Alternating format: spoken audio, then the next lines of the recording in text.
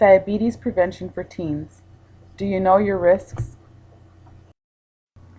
Did you know diabetes is the seventh leading cause of death in the United States? 1 in 4 teens has diabetes or prediabetes. The number of youth aged 12 to 19 with prediabetes or diabetes increased from 9% in 2000 to 23% in 2008. An increasing number of youth are being diagnosed with type 2 diabetes, which used to be considered an adult disease only. From 2008 to 2009, about 5,089 youth were diagnosed with type 2 diabetes.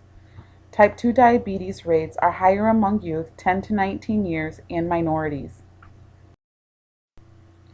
The number of adults newly diagnosed with diabetes was 493,000 in 1980. In 2013, that number increased to 1,469,000, almost 3 times as many new diagnoses.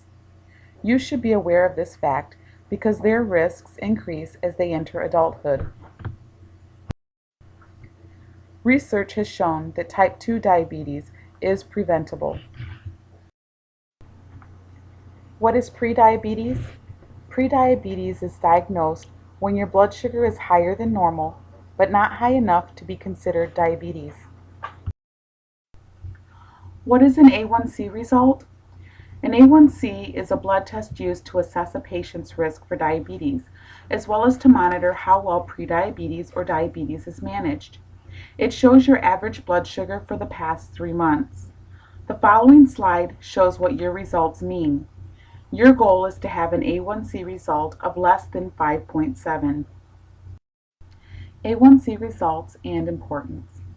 An individual who does not have diabetes will have an A1C result of 5.6 or less. An individual who has prediabetes will have an A1C result of 5.7 to 6.4.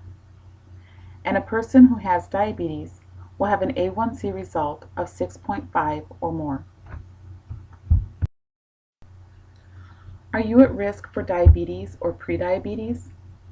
You are at risk for diabetes or prediabetes if you are overweight, do not exercise regularly, have a close relative with type 2 diabetes, do not eat a healthy diet, are American Indian, Hispanic or Latino, Alaska Native, African American, or Pacific Islander. The more statements that apply to you, the higher your risks. Why should you be concerned with diabetes or prediabetes? Individuals with prediabetes have an increased risk for developing type 2 diabetes, heart disease, and stroke. And individuals with diabetes have an increased risk for developing blindness, kidney disease, heart disease, stroke, and amputation. How can you reduce your risk for diabetes and prediabetes? Maintain a healthy weight, increase your physical activity, reduce your portion sizes, and make healthy food choices. Maintaining a healthy weight. To maintain a healthy weight, you want to increase physical activity, eat a healthy diet, and watch portion sizes. Are you noticing a trend? Increase physical activity. Increasing physical activity with friends and family not only helps maintain physical health, but mental health as well. Depression and stress can contribute to unhealthy eating habits. Committing to physical activity as a family or group of friends reduces depression and stress and promotes happiness and a sense of acceptance and well-being. Youth should participate in at least 60 minutes of moderate to vigorous activity each day. Play outdoor games that require physical activity with family and friends. Go for a 30-minute walk each day. Walk to stores that are close to you instead of drive. Park in a parking spot that is farthest from the store or school entrance. Get off the bus one stop before your house or destination. Dance, swim, or participate in aerobic exercise. If you cannot go outside, Try dancing, playing charades, going up and down stairs, or cleaning the house with your family. Try cooking, cleaning, and being active together as a family. By cooking and cleaning together, you cut chore time and are more likely to have time to be active together. Make sure you ask your doctor if there are any limitations to your physical activity prior to engaging in activity. Factors contributing to inactivity. Parents work longer hours with less time off and thus have less time to spend with their children. Children and adults spent less time playing video games, watching television, and using the internet 20 to 30 years ago. More than half of homes in the United States have more than 3 televisions. That is a 43% increase from 1990. Parents have increasingly used television and video games as distractions for their children as well. Additionally, less funding is available for school and community sports programs. Schools are reducing time permitted for physical education and recess and are increasing teaching time. Children spend an average of 6 to 8 hours in school each day, and many have limited time for recess, physical education, and sports. This does not include the time needed to complete homework.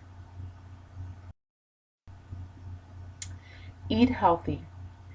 Read food labels and nutrition facts. If you cannot say the name of the ingredient, it probably is not good for you. Avoid products with high fructose corn syrup. Foods in their natural form are generally more nutritious. For example, 1 cup of apple or orange juice has at least 3 to 4 apples or oranges. We would not eat that many apples or oranges at one time. You want to watch portion sizes. Aim to eat less processed foods. The more ingredients in a product, the more processed it is. You want to use the What's on Your Plate handout as a guide for eating a healthy diet.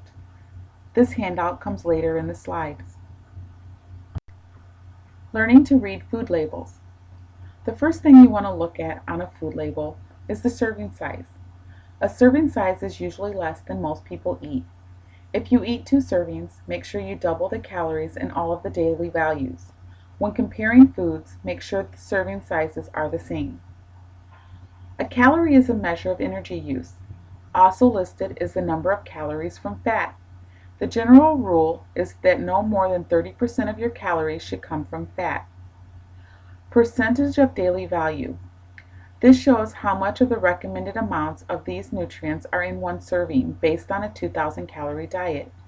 These percentages make it easy to compare one brand with another. Just make sure that the serving size is the same. The goal is to eat no more than 100% of each nutrient each day. Fat shows the total amount of fat in one serving. You want to try to limit your amount of saturated fat and trans fat. You also want to eat less than 300 milligrams of cholesterol each day. Likewise, you should eat less than 2,400 milligrams of sodium each day. Carbohydrates give you energy. They're found in bread, pasta, potatoes, fruits, and vegetables. Good sources of fiber include fruits, vegetables, whole grains, and beans. And you want to try to eat 20 to 35 grams of fiber each day. Protein helps build muscle. It's found in meats, nuts, eggs, fish, and dry beans. Try to eat lean cuts of meat. Vitamins and minerals. This shows you how much of the recommended amount of certain vitamins and minerals are in the food. Your goal is to reach 100% of each vitamin and mineral each day. The recommended amounts show the daily amount of each nutrient for 2 calorie levels, a 2,000 calorie and a 2,500 calorie diet. Your recommended daily calories may be higher or lower depending on your age, gender, and how active you are. However, notice that the recommended amount of sodium and cholesterol are the same no matter how many calories you eat a day. Again, when reading food labels, you want to start by checking the serving size and the servings per container. You want to know there are labeling loopholes. If there is less than 0.5 grams or less of trans fat per serving, manufacturers do not have to list it. You want to know what to maximize and minimize. You should maximize fiber and protein and minimize sugar and sodium. You want to read the ingredients list and look out for things like hydrogenated or partially hydrogenated oils, interesterified fats, high fructose corn syrup, artificial ingredients, MSG, nitrites, and nitrates.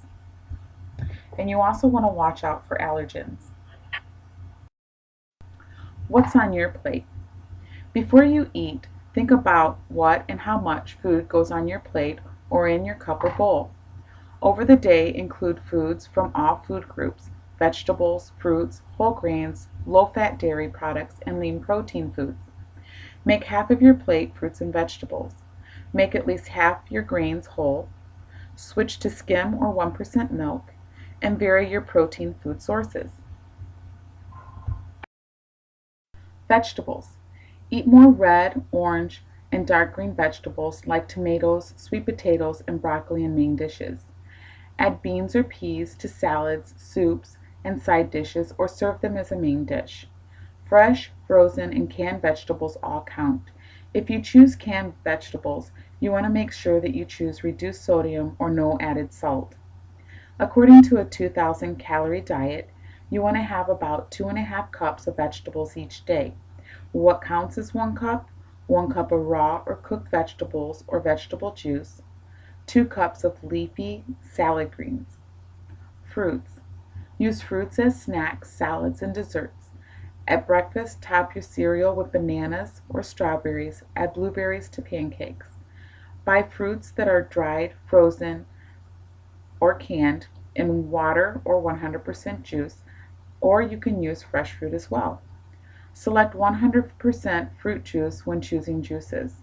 According to a 2,000 calorie diet, you want to have 2 cups of fruits each day. What counts as a cup? 1 cup of raw or cooked fruit, or 100% fruit juice, or a half cup of dried fruit. Grains. Substitute whole grain choices for refined grain breads, bagels, rolls, breakfast cereals, crackers, rice, and pasta. Check the ingredients list on product labels for the words whole or whole grain before the grain ingredient name. Choose products that name a whole grain first on the ingredients list. According to a 2,000 calorie diet, you want to eat 6 ounces of grains each day. What counts as 1 ounce? 1 slice of bread, half cup of cooked rice, cereal, or pasta, 1 ounce of ready-to-eat cereal. Dairy. Choose skim or 1% milk. They have the same amount of calcium and other essential nutrients as whole milk, but less fat and calories. You want to top salads and baked potatoes with low-fat yogurt. If you are lactose intolerant, try lactose-free milk or fortified soy milk. According to a 2,000 calorie diet, you want to get 3 cups of dairy each day. What counts as 1 cup? 1 cup of milk, yogurt, or fortified soy milk, 1.5 ounces natural or 2 ounces of processed cheese. Protein foods. You want to eat a variety of foods from the protein food group each week, such as seafood, beans and peas, and nuts, as well as lean meats, poultry, and eggs. Twice a week, make seafood the protein on your plate. Choose lean meats and ground beef that are at least 90% lean. Trim or drain fat from meat and remove skin from poultry to cut fat and calories. According to a 2,000 calorie diet, you want to have 5.5 ounces of proteins each day. What counts as an ounce? 1 ounce of lean meat, poultry or fish, 1 egg, 1 tablespoon of peanut butter, a half an ounce of nuts or seeds, or a 1/4 cup of beans or peas. You want to make sure that you look out for sodium in foods you buy. Compare sodium in foods and choose those with a lower number. Drink water instead of sugary drinks. Eat sugary desserts less often. Make foods that are high in solid fat, such as cakes, cookies, ice cream, pizza, cheese, sausages, and hot dogs, occasional choices, not everyday foods. And you want to limit empty calories to less than 260 per day based on a 2,000 calorie diet. Remember that you have taken one of the first most important steps to preventing diabetes by listening to this presentation. Remember to discuss your risks with your doctor the next time you have an appointment. Also remember the tips to help you get started. Walking is one of the best ways to increase your activity level. Start slowly by walking 5 minutes more each day. Build up to 30 minutes 5 days a week. Get more physically active. Get off the bus one stop early or park the car farther away from the entrance to stores, movie theaters, or your workplace. Eat more vegetables, fruits, and whole grains. Buy at least one different fruit or vegetable each time you shop. Eat smaller portion sizes. Eat the foods you enjoy, but limit the serving sizes. Pick an activity that you enjoy and keeps you moving. Dance to the beat of your favorite music or try playing soccer, bike riding, or swimming. Choose healthy snacks. Eat fruits, vegetables, or nuts instead of chips. And make sure you drink plenty of water. Make sure that you read food labels and choose foods with less fat, calories, and salt, and cut down on fried foods. One thing we haven't discussed is cooking ahead or freezing food portions.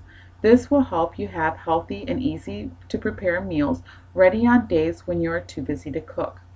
Again, I want to thank you for listening to this presentation, and I hope that it helps you to continue to eat well, be active, and prevent diabetes so that you have a healthy life for many more years.